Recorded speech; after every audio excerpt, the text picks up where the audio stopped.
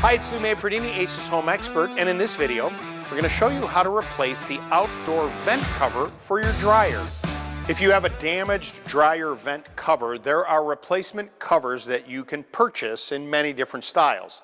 Many times, it's as simple as removing 4 screws holding the cover in place, and either the face of the cover will come off or there'll be a small extension pipe that's connected to that.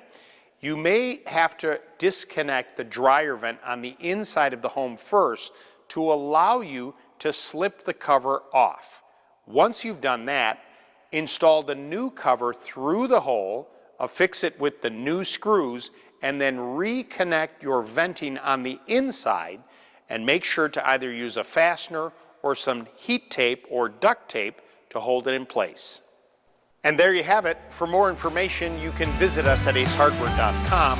Please subscribe to our YouTube channel, or better yet, stop by your local neighborhood Ace Hardware store, because Ace is the helpful place.